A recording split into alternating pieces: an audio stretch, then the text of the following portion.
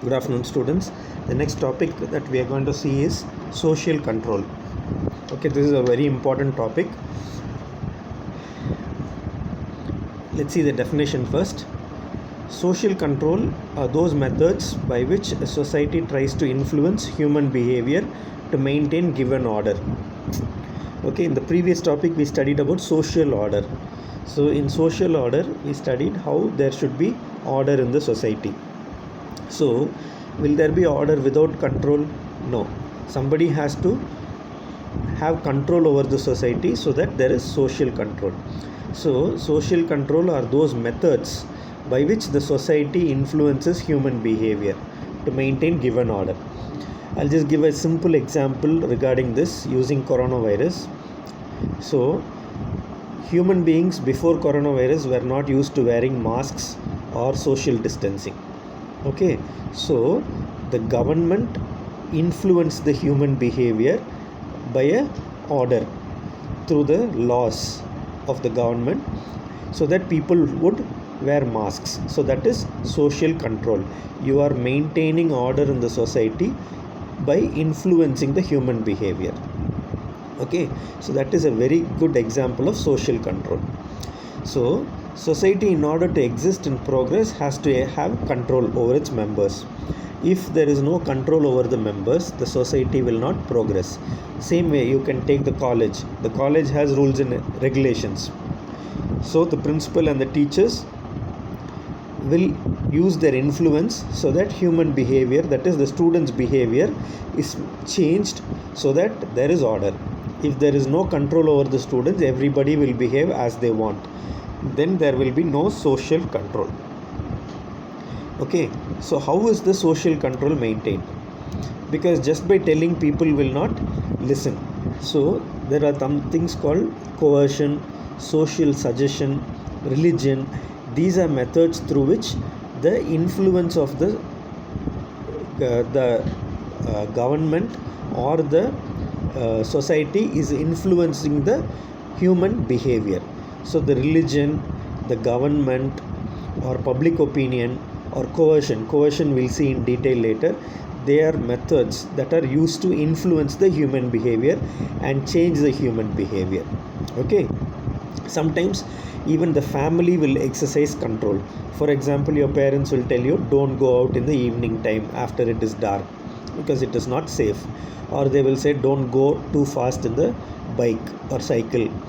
So these are all methods of social control. Their parents are influencing the children in the family. Okay, so why is this influence given? So that the people will benefit. So it is not for a negative reason, it is for a positive reason. If the social control is not there, you will do mistakes, and finally who will be at fault? The people who do the mistakes, they will only suffer. So teachers will tell you to study well. Why do they tell you to study well? So that you will benefit. So they are using methods of social control. Okay, so based on this, there are few characteristics of social control. We'll see what are they. It is social control is an influence. Okay, it is not a hard and fast rule. It is an influence exerted through social suggestions, public opinion, religion, and appeal. See, the government also appealed to the people to wear masks, and if the people are wearing masks, they are left. If the people are not wearing masks, then they are using other methods like punishment or force to ensure that everybody wears mask. So influence is exercised by society bitterly than a single person or individual. So in groups like family, union, or club, these are the ways in which it is easier to influence the people than individuals. If the family, see, for example, if I tell you that if you study well, your family will benefit. If you wear the mask, your family will benefit by not getting corona. Then it is easier to influence the family or a group than influencing the society. So first, always it is better to influence the family or union or a club than individuals.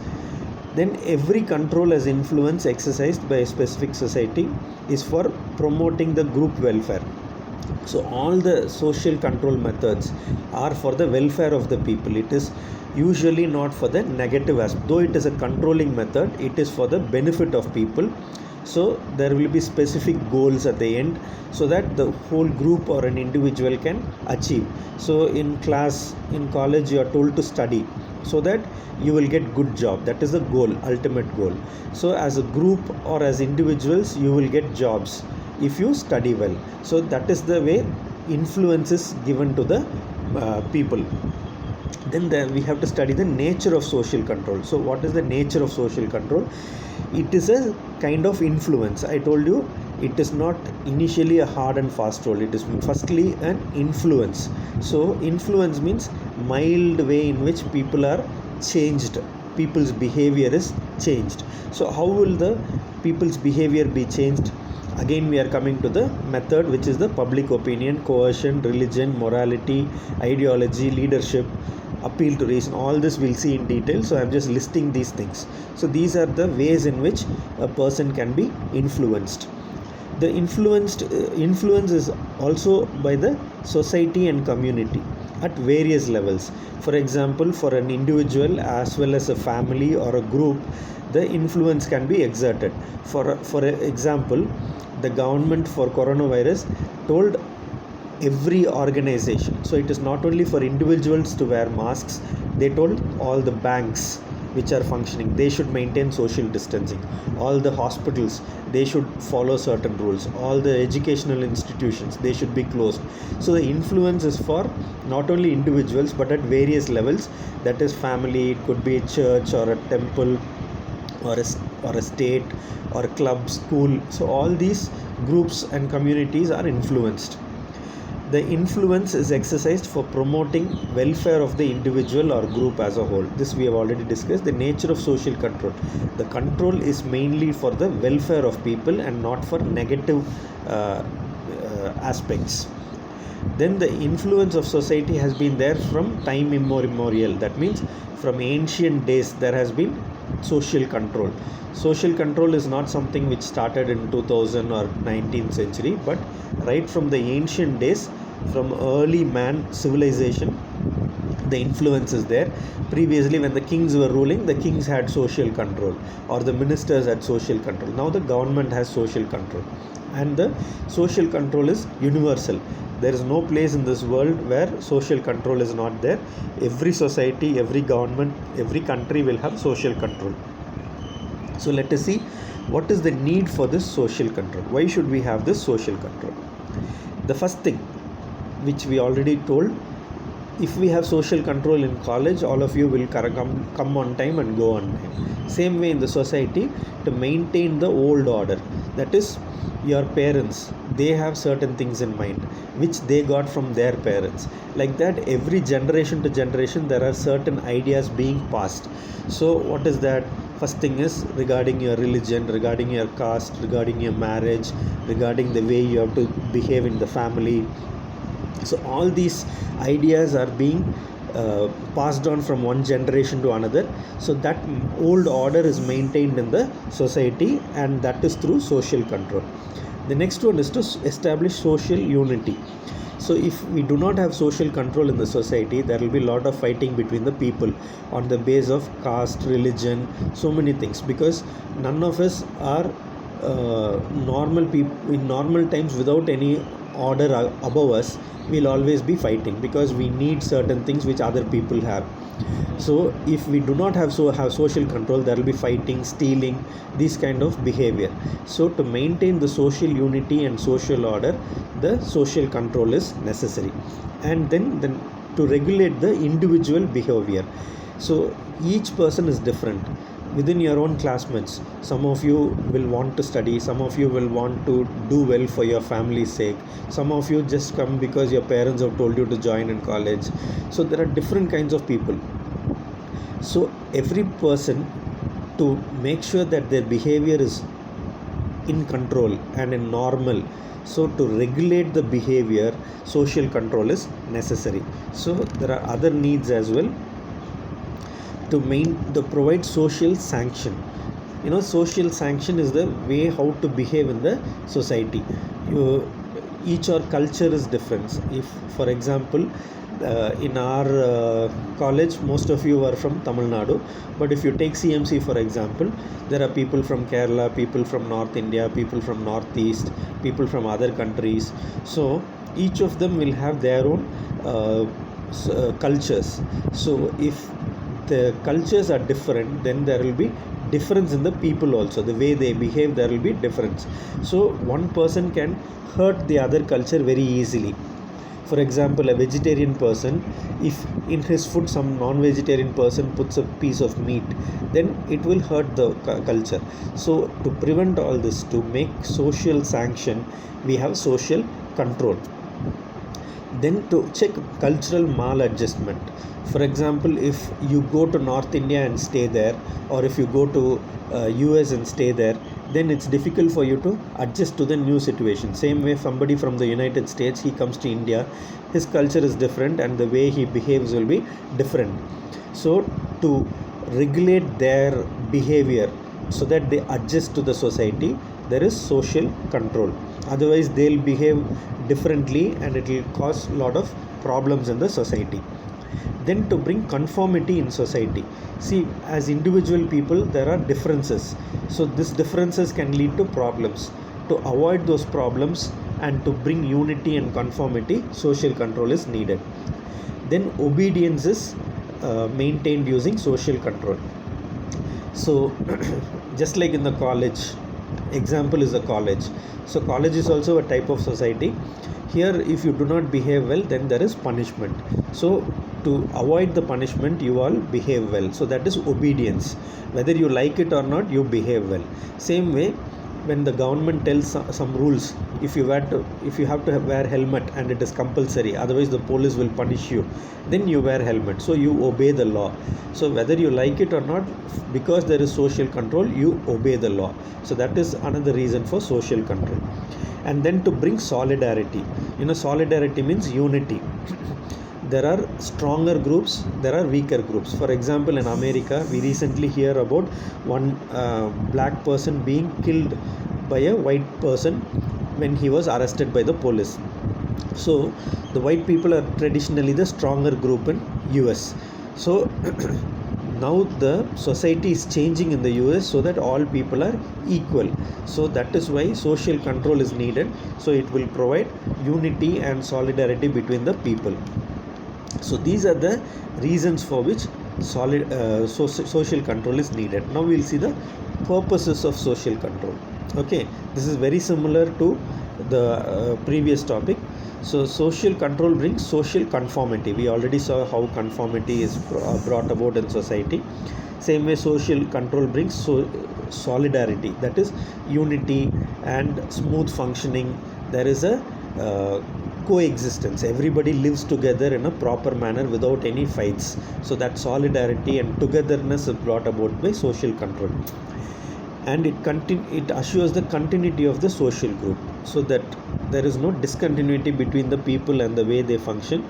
So when there is solidarity, everybody works together and there is a continuous functioning of the group. So these are the reasons for which social control is present. So there are different types of social control which have been explained by different people. So we'll just see a few of the types. Karl Mannheim, I have already told you about Karl Mannheim, who is a sociologist. He is given two types of social control: direct social control and indirect social control. So direct control means it is found in primary groups. Next topic we are going to study is groups. What are primary groups, secondary groups? So family is a primary group. So your parents have direct control over you. Your father and mother will tell you not to do something, so they have direct control. That is within the primary groups. Same way, indirect control is by secondary groups, like for example public or customs. Customs means the cultural customs, not the police customs, the cultural customs that you have. So sometimes you obey that, sometimes you do not obey that. Same way, but on the other hand, when your parents tell something, 99% of the time you will obey it. So direct social control is by the primary groups, especially parents, teachers, classmates, because they have more influence over you. Then the indirect social control is by behavior by customs and traditions. So here you may not have 100% belief on that, so your obedience also will be little lesser. Okay, so a person called Kimball Young, he told about positive social control and negative social control. So positive social control is there is reward and appreciation when the person is under control. So when you behave properly as your teacher has told or as your parents have told, then they give reward for you. For example, if you are given more internal marks because of your good behavior, that is positive social control.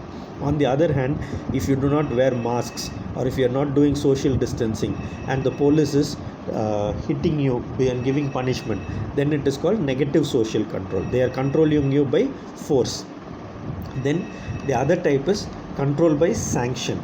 So control by sanction is again something which is related to punishment. So when you do not follow the rules, then you are punished. On the other hand, opposite of that, he says control by socialization or education. So the government and the society will teach you how to behave, how not to behave. So that type of social control is control by socialization and education. Then the other types of social control are physical force method and human symbol method. Physical force means when somebody is behaving abnormally or wrongly, when somebody is not listening in class, then they are punished by hitting. That is physical force method. Same way, the use of traditions, culture, custom, religion to change your behavior. For example, some people say Sami Kanagutiram poi sonna. So that is a way of making you behave properly using your religious symbol or rituals or customs. So that is human symbol method. Okay, the next method is conscious method and unconscious method. So conscious method means when you are told properly by law. Okay, for example, the police is telling you not to cheat or not to steal, or for example in your 10th standard exam, 12th standard exam, you are told not to copy. So this is a conscious method of control. So you know what is right, what is wrong, so you will do what is right. You have to do what is right, otherwise there will be punishment.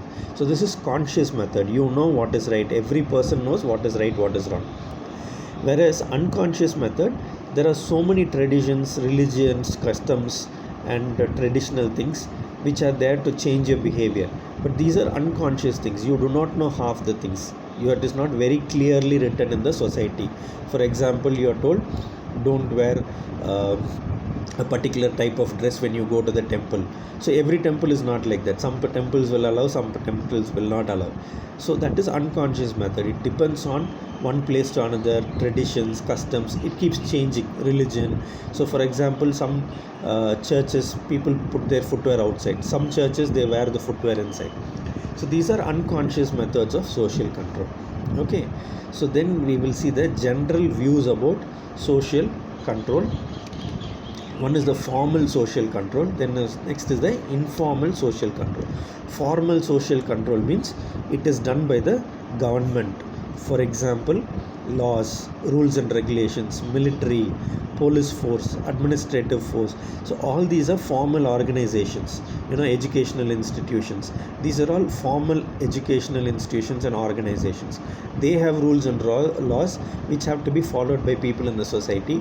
These are formal social control which are created so that 100% everybody who has to behave will behave, and if they do not obey the rules and regulations, there will be fine, punishments or even jail. Okay, but at the same time, informal social control is through the family, it is through the tribe, or it is through your religious organization, it is through customs or morals. So each of these we'll again see separately. So here, even if you do not follow this informal social control, the punishment will not be by the government, it will be by the family members. So it will be different kind of punishment. They may not give you food, or they may tell you to stand outside the house. So these are different kinds of punishments. It is not like the formal social control where you are put in jail or you are told to give a fine. So informal social control is created by the people themselves through their own communities and religions and other areas. So this is the other type of social control. Then how do we maintain social control? You know, it is, even though we have the rules and regulations and there are methods of punishment, people do not sometimes follow the rules. You know, even when the police is telling you not to drive the bike without helmet, there are so many people driving bikes without helmets, without license, so things like that. So the police and the government will have methods of controlling the people. So these methods are called formal methods. For example, the law of the land, then education, then coercion. Coercion means forcing somebody to do something. These are methods of control. Then informal methods are suggestions, then customs, religion, through art, to literature, and by jokes. Okay, so these are ways of making people to conform to social control. For example, how do, by a joke, how you make a person to conform to social this thing. So when you want to tell some message to somebody, you tell it in a joking manner so that the person takes it in the right way, but not, there is no punishment. So that is informal method of social control. So let us see each one in detail. Control by law. Okay, so when there are rules and regulations, then people will follow it. If they do not follow it, then there will be punishment. Okay, so if for every aspect in the society there are rules and regulations. When you travel in the bus, you should not travel in the footboard. When the people in the fire department, they have to have protection for their body. Then for the entertainment, you can say inside the movie theater, each person has to sit in one seat, and you have to buy a ticket before you enter the movie theater. Then if you go to college, then you have to pay the fees. If you go to the hotel, then you have to pay the money to buy the food, and you have to eat in a specific place. So like that, every aspect of our society, there are rules and regulations. And if in all these things, if we do not follow the rules and regulations, then by law, by the government's law, we are punishable. So we will be taken to the court and we will be given punishment. Same way, when we are told to do certain things in some certain way, like for example, drive a bike with helmet, so like that, there are some things that you should not do also. For example, you should not practice untouchability, you should not be drinking in public place, or you should not smoke in public place. So when these are some things that you should not do, there are some things that you should do, there are some things that you should not do. So all these things are controlled by the law, and the law is the most powerful method of social control. Okay, then the next method of social control is control by education. So why do your parents tell you to study? Because when you are educated, you learn the right things and the wrong things. Okay, you are told in school, go in a line, you do not talk in class, you give respect to your elders. So these are the things that your teacher taught you in school. And in college, you learn little more things: how to take care of your environment, how to keep, how not to injure animals, how you have to behave in the public, how you have to behave with patients. So these are all things that you are taught in college. So education is something which will mold you in the right way. So it may not be like the law where you are punished when you don't do some things, but education also is a way of disciplining our mind so that we behave in the right way. We learn about honesty, we learn about being fair, we learn about not cheating. So all this is controlled by education. Then finally, the third thing is control of the public opinion. Okay, so when you go by the bus, if you behave in a wrong way, what will the public say? They'll say, don't do like this. Same way, if a husband is beating his wife in the public on the road, what will the public say? They'll say, stop beating that lady. So the society has certain rules. Women have to be given respect, men have to behave in a particular way, so what kind of dress we have to wear. So all these things are there in the public domain. So in public place also we have to behave properly, and our ideas, our attitudes have to be correct. So these opinions are influenced by the newspapers, magazines, then radio, movies. So the movies, there are so many movies which tell how to behave. So there are movies with morals, so they tell you how to behave in the public, how not to behave in the public. So this is controlled by the public opinion. So these days we have social media also, like Facebook, Twitter, where people are influencing the other people. So this is the other method of social control. Then the next method is control by propaganda. What is propaganda?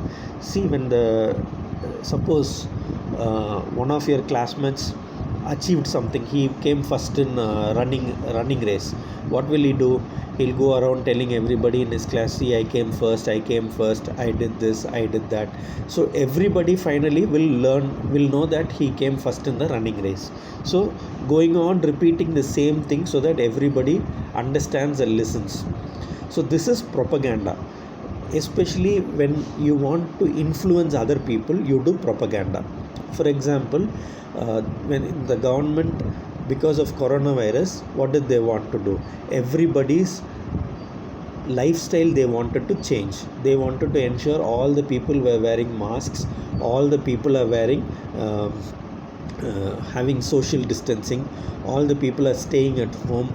So how did they do it? The government gave advertisement in TV, they gave advertisement in newspaper, then all the news channels, they were telling about coronavirus.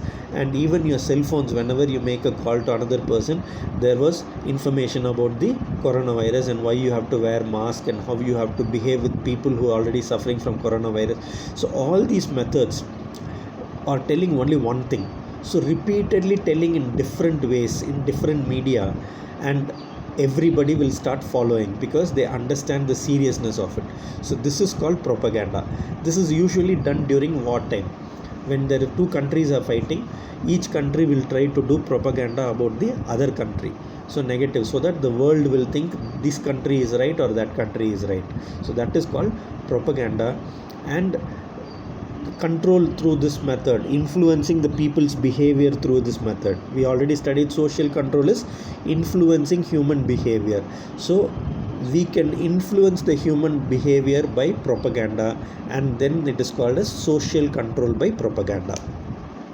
Next one is coercion. So we already studied coercion. I told you I will study in detail.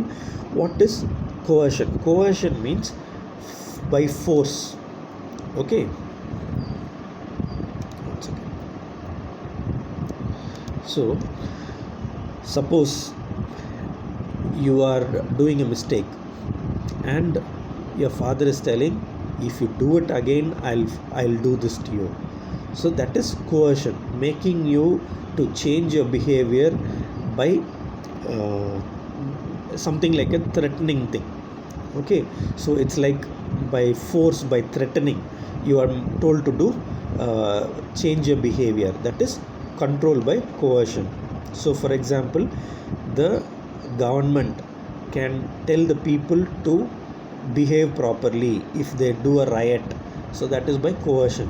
So they can injure, they can put you in prison, and they can even give death penalty.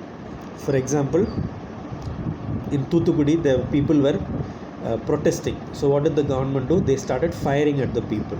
So immediately the people started staying at home. I am not telling what is right, what is wrong here, but it is an example of how the state government brought control by coercion, that is physical coercion. Same way, there are non-violent methods of coercion. For example, non-cooperation. Gandhiji was involved in non-violent coercion. He boycotted, it's something called as salt satyagraha. So he avoided salt. The Britishers were making salt, but Gandhiji told, I will also make salt. So that is non-violent coercion. For example, the students may go on a strike if food is not served, which is good food. So that is control by coercion. Then control by customs. There are a lot of customs in our society, culture. So some custom is women have to wear long dress. Then that is Tamil culture. Men have to wear traditional dress. Then men have to respect the women. So these are all traditional customs of Indian society, especially Tamil society. So when these are followed, then there is protection for the women and safety for the women. So every custom has some control so that people are living a normal regulated life. So that is control by customs. Then there are control by folkway and mores. Okay, this is very important. Sometimes you are asked what is folkway, what is more. I will take this separately in one class, what is folkway and what is more. But generally, folkways are the traditional sanction of the people. For example, whenever you do something repeatedly, then it becomes a folkway. For example, the Brahmins should not eat meat. So this was hundreds of years back. The Brahmins stopped eating meat. So every generation they are telling their children, you should not eat meat. So the Jains should not take curd. And for a particular function, for example, if you go to a marriage, you should wear a dhoti or a sari. You should not go in jeans. So these are kinds of behavioral changes that tradition is changing. If you go out and do something wrong, then your parents will say don't do it.